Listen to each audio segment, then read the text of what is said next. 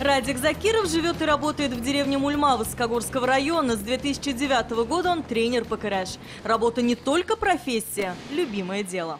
Это и хобби, и профессия. Наверное, этим я и счастлив. В нашей деревне борцов всегда славили. В моей семье все боролись, и я тоже. Любимое дело стало профессией.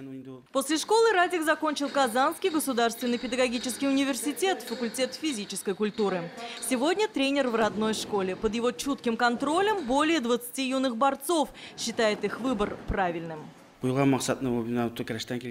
очень помогает. В жизни ведь нужно всего добиваться своим трудом, стараниями. В борьбе то же самое. Поэтому это не просто спорт, это образ жизни. В ноябре команда юных борцов Мульминской школы пополнится как минимум на одного спортсмена. Ведь у Радика есть мечта. У меня есть мечта, связана она с моим сыном. Ему пока 5 лет. Хочу сделать из него чемпиона по КРЭШ. На тренировке он начнет ходить в ноябре. Для этого уже все готово. И форма, и борцовки.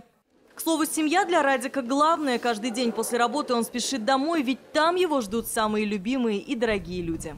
К слову, с супругой он познакомился в своей деревне. Лейсан приезжала сюда в гости. Встречались супруги всего полгода, а в августе собираются отметить 10 лет совместной жизни. Бик добрый. Он очень добрый, заботливый, открытый, словом, настоящий мужчина. Вобрал в себя все самые нужные качества. 2 детей, семья, хозяйство, любимая работа.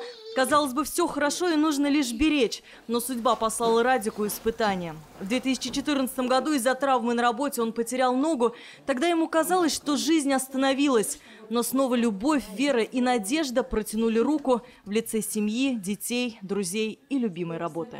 Семья помогла, друзья. Дети тогда были совсем маленькие. Трагедия произошла, но жизнь на этом не остановилась. Я понимал, что за моей спиной моя семья. Я должен бороться за наше будущее, за наше счастье. Он перенес 4 операции. Многие бы на его месте пали духом. Меньше чем через полгода он на костылях пошел на тренировку. Вот эта любовь к жизни, любовь к своему делу, требовательность к себе и отличает его. Юные борцы души не чают в своем тренере. Он для них пример. Он для нас и тренер, и друг. Мы сроднились. Лично для меня он пример. Пример того, каким должен быть настоящий мужчина. Это единомышленник, родственная душа. Все лучшие качества перенимает от него. Учит нас никогда не сдаваться, добиваться цели. Вот такой он Радик Закиров, тренер, любимый муж, добрый папа и сын. Он сказал, что девиз района «Без борьбы нет победы» стал его внутренним гимном. С ним он идет по жизни и безмерно благодарен всем, кто поддерживает его. Особые слова благодарности директору Мульминской школы. Алия Хайрудинова, Фаниль Мухарлямов, Биктау ТВ.